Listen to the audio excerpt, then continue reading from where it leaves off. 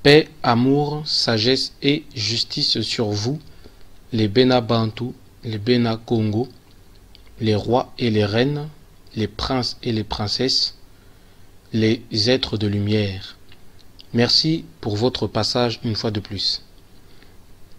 Alors c'est un sujet, comme vous voyez le titre, c'est la diaspora qui sauvera le Congo et l'Afrique.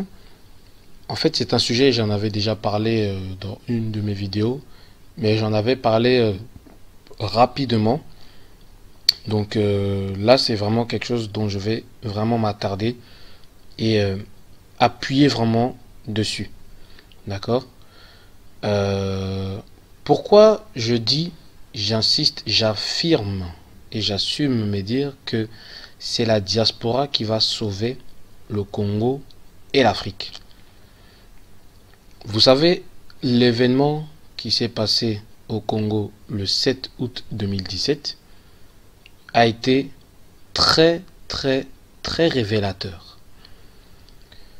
Cet événement-là nous a permis de voir, de comprendre, d'apprendre que au Congo, il n'y a pas l'amour.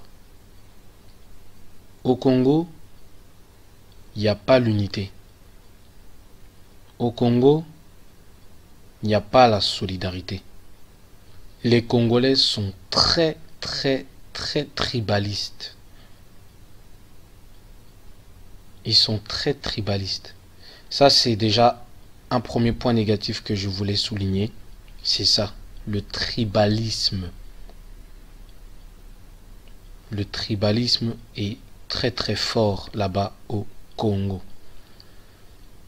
Il suffit de voir la réaction de ceux qui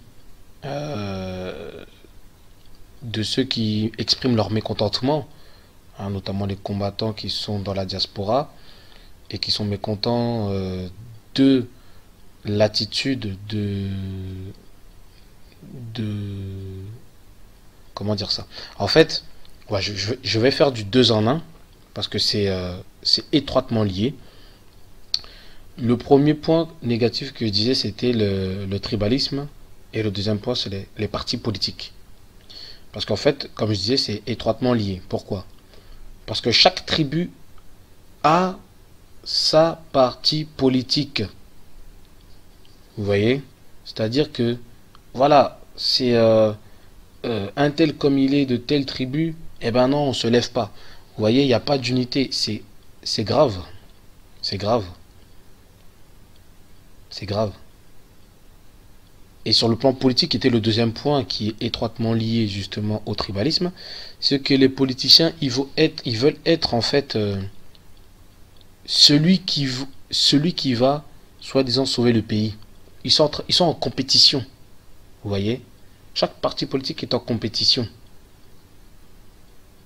Vous voyez? Personne ne s'est levé. Il y a une partie politique d'origine, on va dire, des Bas-Congo, majoritairement. Et bien les autres tribus d'où ils ont leur parti politique, ils se lèvent contre justement la partie politique des Bas-Congo. Alors qu'ils sont supposés être des opposants, ils sont supposés combattre justement la domination canambéenne, d'accord? Au lieu de combattre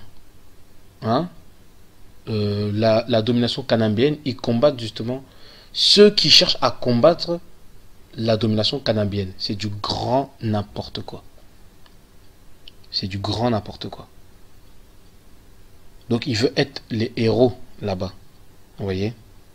Ce sont des lâches. Des lâches et sont avides de pouvoir. Ça, c'était mon deuxième point. Le problème des partis politiques. Ça détruit le peuple. J'ai appris qu'il y a eu plus de 400 partis politiques. Mais où va le monde? Où va le monde? Mais c'est du grand n'importe quoi. Est-ce que vous voyez? On cherche les postes, on écrase l'autre pour obtenir le poste. On voit que telle tribu, tel homme d'origine d'une tribu s'élève, on cherche à le rabaisser. Le Congo sera jamais sauvé avec cette mentalité-là, avec cet état d'esprit-là. Pourquoi je dis que c'est la diaspora qui va sauver le Congo et l'Afrique? Deux raisons.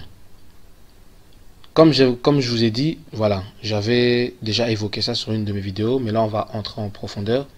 Je m'appuie sur une histoire biblique et je sais que c'est comme ça que cela va se passer. Pour cela, on va prendre le livre de Néhémie.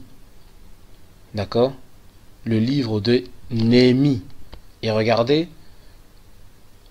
voyez la situation en tant que diaspora, comment nous on voit ce qui se passe au Congo. Regardez l'actualité, comment ça se passe, et lisez ce passage-là. On va lire ensemble, et vous allez voir que c'est la même chose.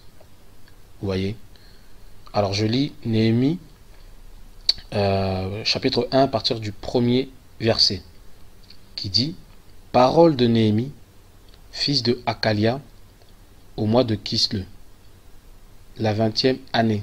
Comme j'étais à Suse, dans la capitale, Anani, l'un de mes frères, et quelques hommes arrivèrent de Juda.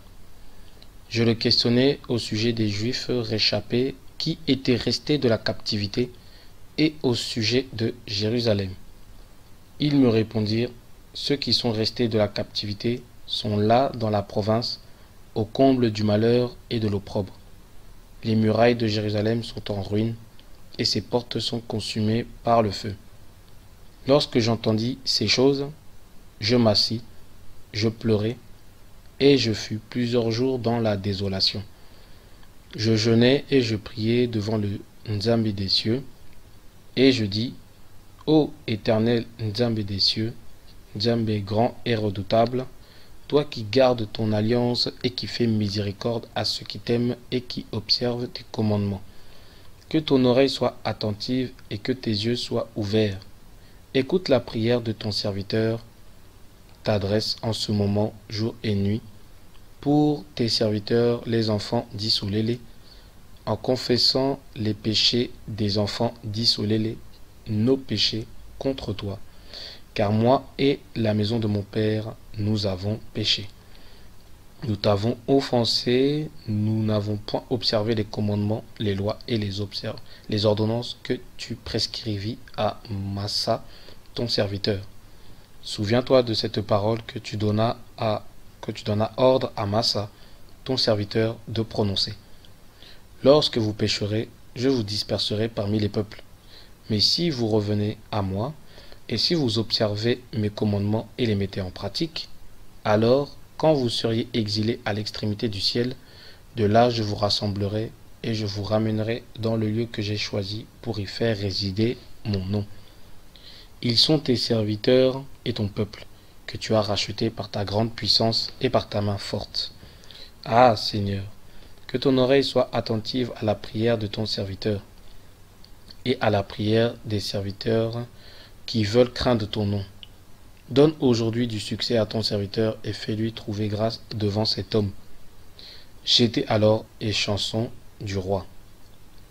Au mois de Nissan, la 20e année du roi Artaxerxès, comme le vin était devant lui, je pris le vin et je l'offris au roi. Jamais je n'avais paru triste en sa présence. Le roi me dit: pourquoi as-tu mauvais visage? Tu n'es pourtant pas malade. Ce ne peut être qu'un chagrin de cœur. Je fus saisi d'une grande crainte, et je répondis au roi: que le roi vive éternellement. Comment n'aurais-je pas mauvais visage lorsque la ville où sont les sépulcres de mes pères est détruite et que ses portes sont consumées par le feu? Et le roi me dit: que me demandes-tu? Que me demandes-tu, pardon?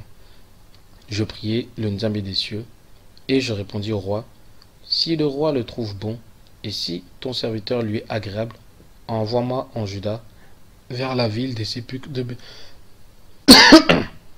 pardon, vers la ville des sépulcres de mes pères, pour que je la rebâtisse.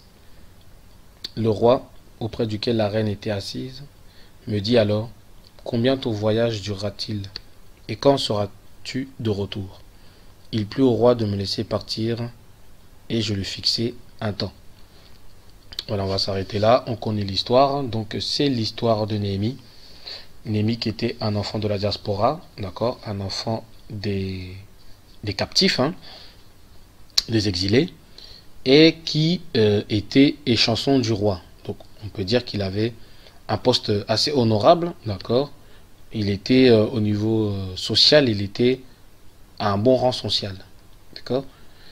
Mais il avait aussi les yeux fixés vers son pays, le pays de ses pères, hein, le pays de Isolélé. Donc, il prenait régulièrement des nouvelles auprès de son frère Anani. Et quand son frère lui donnait des nouvelles qui étaient mauvaises, on voit qu'il était touché. Il était touché, il pleurait. Il prenait des nouvelles, hein, et son frère lui disait que voilà, Juda est au comble du malheur et de l'opprobre. Hein, les murailles de Jérusalem sont en ruine et ses portes sont consumées par le feu. Donc on voit la désolation qu'il y avait là-bas en son temps à lui. Comme nous aujourd'hui, la désolation qu'il y a au Congo. Vous voyez? Et on voit que Néhémie, regardez comment il est vraiment attristé. Très attristé. Comme nous, les enfants de la diaspora, nous sommes attristés. Vous voyez? Et il a prié. On voit on dit qu'il a jeûné, il a prié pour que, déjà, pour demander pardon pour les péchés de ses ancêtres, de ses pères, et de leurs péchés à eux actuellement. Et il a demandé à Yann Zambi qu'il puisse l'accorder cette faveur, cette grâce, pour qu'il puisse rebâtir Isolélé. Vous voyez? Et quand il a demandé la permission au roi, le roi le lui accorda. Et il est parti rebâtir avec une équipe. Hein. Si vous lisez la suite, moi je me suis arrêté un peu avant, mais si vous lisez la suite, vous allez voir qu'il est parti avec une équipe qui partageait ce même sentiment que Néhémie, et ils sont partis tous ensemble rebâtir la ville, la nation. Est-ce que vous voyez? Et c'est un peu la même chose que nous vivons aujourd'hui. Nous sommes les enfants de la diaspora, et c'est nous qui allons repartir en Afrique, au Congo, pour aller rebâtir la nation. Vous voyez? Mais à la manière de Yann Zambi, à la manière des lois et des principes et des préceptes de Yann Zambi. Pas à la manière de l'Occident ou à la manière de ce qui est en train de se faire au pays qui vient de l'Occident, justement. Un système occidental démoniaque et satanique. D'accord? Donc, voilà pourquoi moi je crois fortement que c'est nous, les enfants de la diaspora, qui allons rebâtir ce pays, le Congo et l'Afrique. Je me base sur l'histoire de Néhémie, et on sait que, comme dit dans Ecclésiaste, il n'y a rien de nouveau sous le soleil. Ce qui existe a déjà existé. Voilà, on vit en fait un éternel recommencement. Donc ce qui s'est passé avant, c'est ce qui va se passer aussi maintenant, aujourd'hui, de nos jours. Donc moi, je l'avais dit déjà dans une de mes vidéos, et j'appuie cette thèse-là. Maintenant, en appuyant cette thèse-là, je vais me baser sur 4 points, sur 4 points qui va montrer que, effectivement, ce sont les enfants de la diaspora, donc la diaspora qui viendra arranger, rebâtir et sauver le Congo et l'Afrique. Donc les 4 points sont quoi?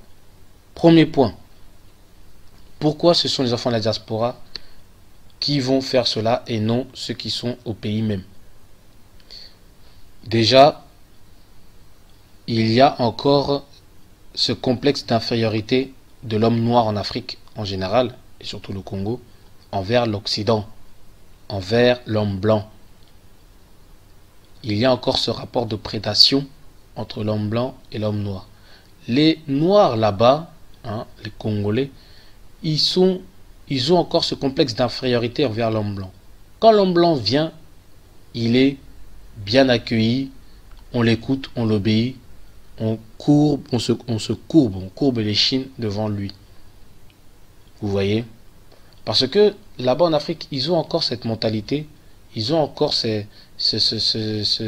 principe-là que l'homme blanc est supérieur à l'homme noir. Que l'homme blanc est plus intelligent que l'homme noir. Souvenez-vous, la Miss Congo 2016, ou 2015, je crois que c'est 2016, qui avait dit clairement que voilà, l'homme blanc est supérieur à l'homme noir. Vous voyez? Après, elle a essayé de se rattraper, mais vous voyez, cette conception-là, c'est ça. Ça, c'est dû à la colonisation. Et en fait, les Congolais qui sont là-bas ont un esprit fortement colonisé. Ils ont un esprit colonisé. C'est pour ça qu'ils ont encore ce complexe d'infériorité face à l'homme blanc. Et c'est pour ça qu'il y a encore ce rapport de prédation. Vous voyez? Chose qu'il n'y a pas chez nous, les enfants de la diaspora. Parce que nos pères, quand ils voyaient l'homme blanc, ils voyaient son maître. Est-ce que vous voyez? Nous, les enfants de la diaspora, quand on voit l'homme blanc, on voit notre camarade de classe.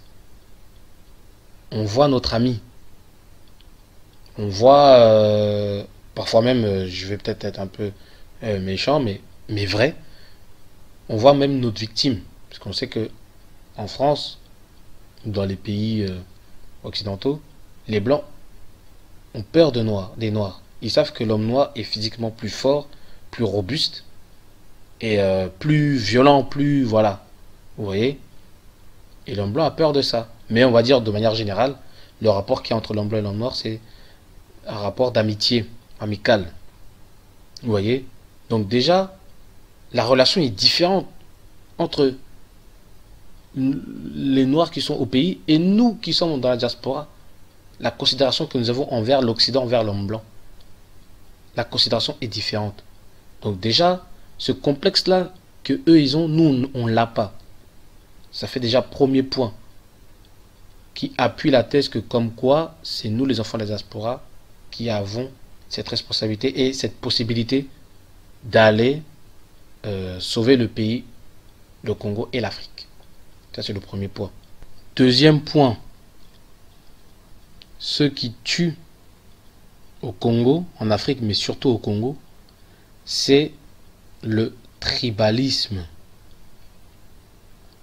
Le tribalisme, il est très très fort chez les Congolais. Oh, moi je suis Mungala, j'aime pas les Baluba. Moi je suis Moluba, j'aime pas les Bakongo. Les Bakongo, on n'aime pas ceci, on n'aime pas cela. Voilà. Et je vous dis que ce qui s'est passé le 7 août 2017 a été très révélateur. Seul le peuple de Bundudia Congo, de manière générale, s'est levé. Les autres tribus, avec leurs partis politiques, ne se sont pas levés. Alors qu'ils sont là pour combattre le même ennemi, le même adversaire, mais voilà, pour question d'ethnie, de tribu, et ben voilà, on fait les fiers, on veut pas se lever, on veut pas faire ceci, on veut pas aider l'autre, on veut pas faire cela. C'est du grand n'importe quoi, c'est vraiment honteux pour le Congolais. Mais nous, dans la diaspora, il n'y a pas ça. Il n'y a pas ce truc de tribalisme, il n'y a pas les tribus. Moi, je suis né en France, je suis français d'origine congolaise.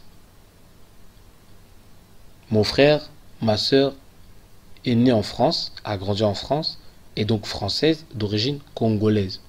On ne regarde pas, nous, les tribus. On ne regarde pas ça, nous, les Congolais. Donc, le deuxième point, c'est ça, c'est le tribalisme. Chose que nous n'avons pas, et c'est un avantage pour nous, les enfants de la diaspora. Vous voyez, on regarde, nous, l'unité du Congo, l'unité congolaise. et non l'unité tribalisme. Et ça détruit le pays, ça. Ça, c'était le deuxième point.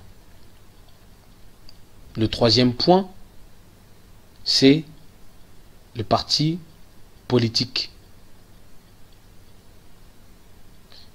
Le parti politique. Au Congo, il y a plus de 450 partis politiques. C'est incroyable. C'est invraisemblable. C'est du jamais vu. Dans aucun autre pays du monde, je suis prêt à faire le pari, dans aucun autre pays du monde, il y a autant de partis politiques. C'est du n'importe quoi. Nous, les enfants de la diaspora, nous ne sommes pas dans les partis politiques. Ça ne nous intéresse pas. En tout cas, moi, le peu que je connais des Congolais, ils s'en moquent des partis politiques. Vous voyez? On n'est pas dans les partis politiques. Nous sommes pour l'unité de la nation. Vous voyez? Donc, ça, c'était le troisième point qui fait mal au pays, à la nation Congo. C'est les partis politiques.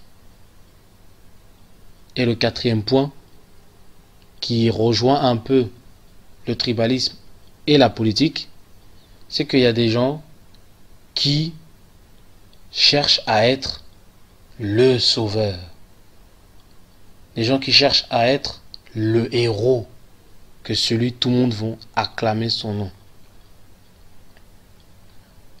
Personne s'est levé. Personne n'a fait ce que Némona Semi a fait. Mais la plupart des politiciens, que j'appellerais politiciens, avec leur parti politique et leur tribalisme, ils n'ont pas voulu faire unité avec Némona Semi. C'est vraiment honteux. Alors que tout le monde pleure parce qu'il y a des fausses communes au Congo, qu'il y a un nombre incalculable de morts au Congo, plus que toutes les guerres mondiales réunies. Mais on ne se soucie pas. Au lieu de se focaliser sur l'ennemi en commun, on cherche à mettre les bâtons dans les roues envers notre voisin qui combat, qui lutte pour le même problème que lui. Non, on préfère mettre les bâtons dans les roues. Non, c'est moi qui vais être ceci, c'est moi qui vais être cela. Dès qu'on commence à dire, voilà, celui-là est l'homme providentiel, eh bien non, on le met le bâton de roue parce qu'on veut être cet homme providentiel-là. On veut être ce Longhi, on se bat pour des titres, pour des broutilles. C'est ce qui se passe au Congo. Nous, dans la diaspora, on ne pense pas comme ça. Nous, quand on voit le Congo, on ne cherche pas à regarder, voilà, à vouloir être le sauveur providentiel. On cherche à faire en sorte que le Congo soit bien parce que nous voulons aller vivre, on veut rentrer dans notre pays là-bas au Congo, on veut être bien, faire nos affaires, nos petites affaires, vivre notre argent, être bien. Parce qu'on sent qu'en Occident, ça commence à être la catastrophe. Ça commence à être chaud en Occident. Et l'Eldorado, comme on l'appelait, l'Eldorado commence à devenir la rouillado. Ça commence à être rouillé. C'est plus de l'or qu'il y a là-bas, mais c'est la rouille. Est-ce que vous voyez? Et on le sent, ça. L'Afrique le sent. Bien sûr, pas tout le monde. Hein. Il y en a qui s'y plaisent dans ce monde occidental. Bien sûr, hein, parmi les enfants de la diaspora, il y en a qui s'y plaisent. Mais il commence à avoir de plus en plus, et j'en fais partie, qui commencent à penser à retourner au pays. D'ailleurs, j'avais fait une vidéo par rapport à ça, en parlant de l'affaire Théo, et en profitant pour dire qu'il serait temps de penser à retourner au pays.